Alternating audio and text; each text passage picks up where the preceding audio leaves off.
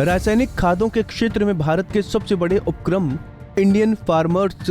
Fertilisers Cooperative Limited की तरफ से भारत सरकार की तरफ से निर्धारित किए गए लक्ष्य की प्राप्ति में विशेष फोकस किया जा रहा है। इस लक्ष्य के तहत सबसे पहले किसानों की लागत को न्यूनतम करना निर्धारित किया गया है। वहीं न्यूनतम लागत से किसान किस प्रकार अधिकतम पैदावार ले सकते हैं, उसको लेकर इफ्को की तरफ से नैनो लिक्विड यूरिया को लॉन्च किया गया है। इफ्को के दिल्ली स्थित डीजीएम वेदपाल ने ऊना जिला मुख्यालय पर आयोजित प्रेस वार्ता को संबोधित करते हुए कहा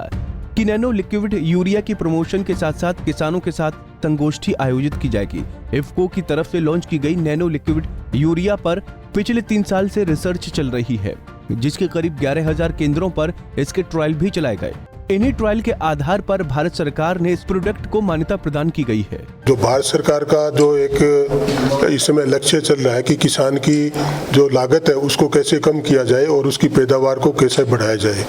तो इसी संदर्भ में हमारा एक नया प्रोडक्ट हमने लॉन्च किया है, नैनो लिक्विड यूरिया। उसी के प्रमोशन के लिए हम हिमाचल प्रदेश में आए हैं और इसी के बारे में हम गोष्ठियां करके किसानों को बता रहे हैं कि कैसे आप लागत को कम करके और अपनी खेती की पैदावार को बढ़ा सकते हैं। सर, जिस तरह से प्राकृतिक खेती की ओर जो है वो केंद्र सरकार किसानों को आकर्षित कर रही है, तो ये जो आपने नई खाद बनाई है कितनी उसमें कारगर साबित है? ये जो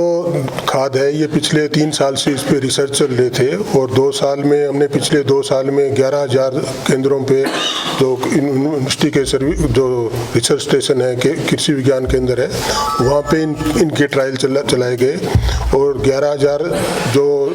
ट्रायल हुए थे उनकी रिपोर्ट के बेस पे भारत सरकार ने इसके प्रोडक्शन की और इसकी मार्केटिंग की परमिशन इफ्को को दी है। तो ये एक पहला प्रोडक्ट है पूरी दुनिया के अंदर, भारत में नहीं पूरी दुनिया में पहला प्रोडक्ट है जो यूरिया को नैनो रूप में हम लेके आए हैं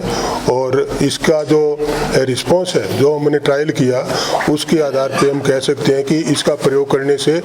आप अगर जहाँ 2 बोरे यूरिया के यूज करते हैं तो उसकी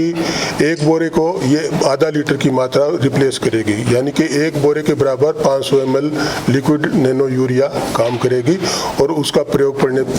करने पर लगभग 10% यील्ड में भी इंक्रीज होता है। जिस तरह से एक रसायन मुक्त जो खेतीबाड़ी है उसकी बात की जा रही है, तो क्या ये जो यूरिया बनाया गया है ये भी रसायन मुक्त रहेगा या इसमें रसायन? ये रसायन तो इसमें है, ये यूरिया बेस्ड, इसका जो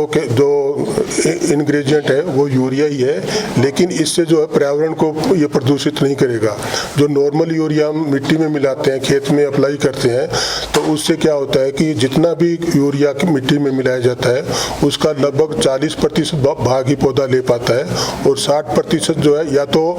पानी में घुलकर बहुत गहराई तक चला जाता है जो पीने वाले पानी को दूषित करता है, या गैस बनकर हवा में मिक्स हो जाता है जो वातावरण को दूषित करता है। लेकिन जो नैनो यूरिया है इसका कोई ऐसा इफेक्ट नहीं है क्योंकि ये छिड़काव के द्वारा पौधे पे दिया जाएगा